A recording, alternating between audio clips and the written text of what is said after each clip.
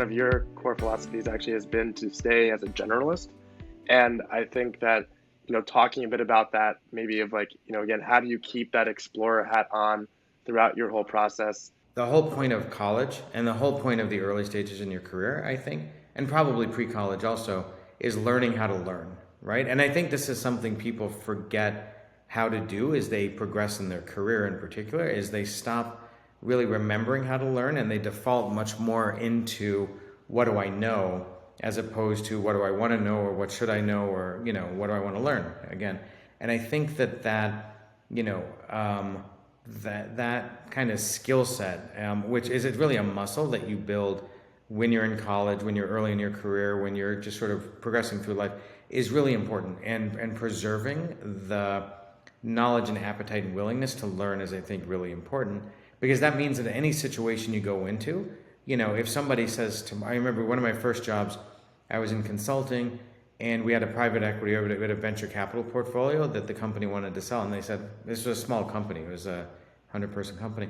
And they just called me one day and said, hey, can you go and sell our venture capital portfolio? I had no idea. I literally had to go online and Google, how do you sell a venture capital portfolio? And things like that. I think I sort of was able to make a name for myself because I was always willing to kind of go back to first principles and kind of figure out. So this sort of principle of learning how to learn is really important. And then the second piece is just being curious, right? I have both a blessing and a curse that I'm curious about everything. I think one of the travesties in college is, they talk to you about how to show these hard skills, but how do you kind of, more and more it seems that employers or leaders like yourself are looking for those kind of creative sparks, the curiosity. How do you kind of show that more soft and tangible part about yourself, you think? Nobody is a robotic drone anymore. I'm not sure that they ever were, but the expectation is that you're not. And people want to surround themselves with people that are fun and interesting. You don't really need to be fun. You just need to be interesting, right?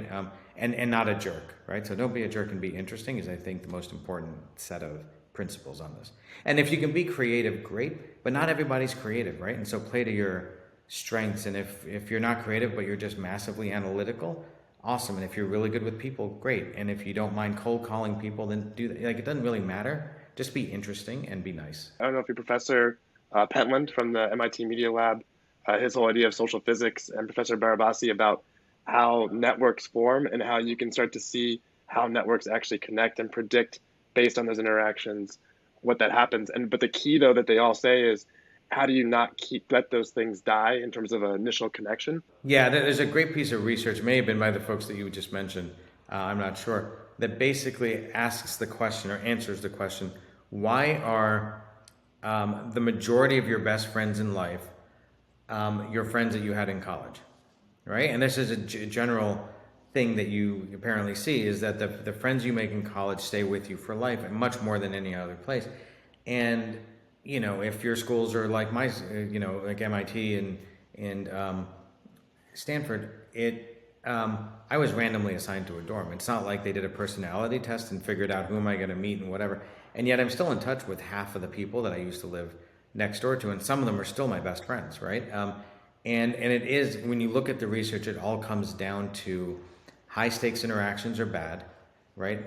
And low stakes, frequent interactions are what builds trust and the sort of depth of relationship. And Tony Hsieh, who was the CEO of Zappos, he's sadly passed away recently, but he used to give a talk about the importance of serendipity and collisions, right? And the whole theory of what he was doing with the downtown project in Las Vegas and what Steve Jobs tried to build into the new Apple headquarters, from what I read at least, was the idea of you want to facilitate people bumping into each other, right? Because it's the same notion of, it's not high stakes. You're not coming in to present to a group of 50 people what your recommendation is. It's a high stakes, infrequent interaction. This is, you're at the coffee shop and you run into somebody and you have a 3-minute interaction, then you do it again, and you do it again.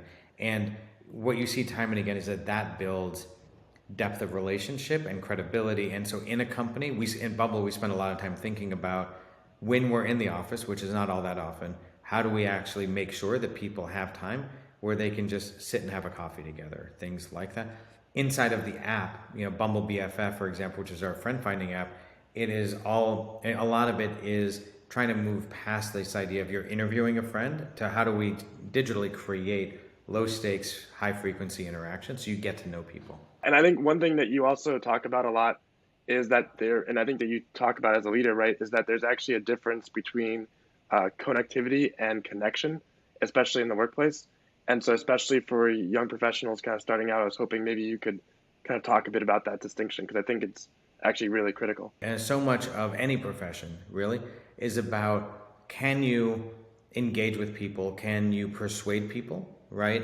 Can you actually communicate in a compelling way? Right? And it's a thing that I tell my kids, and my kids are in middle and high school. The thing I tell them all the time, it's having the right answer is about 15% of the battle, and then the rest of it is, can you present it? You don't need to convince. Like, everyone thinks this is like debate school or something like that all the time, and that's not really the case.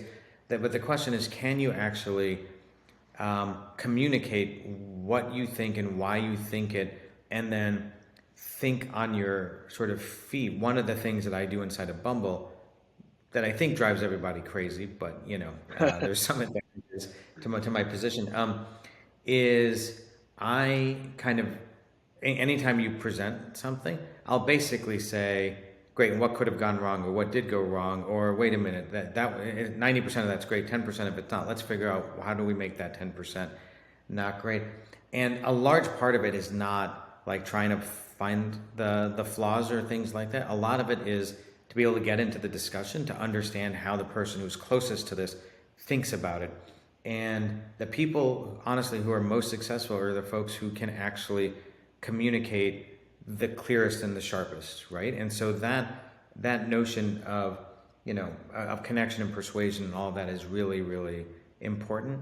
The mistake, I think it's a mistake that I see a lot of people make, is they sort of get obsessed with networking and that sort of thing, right? So how many of my business cards can I hand out, and how many mixers can I go to in which I meet so many people?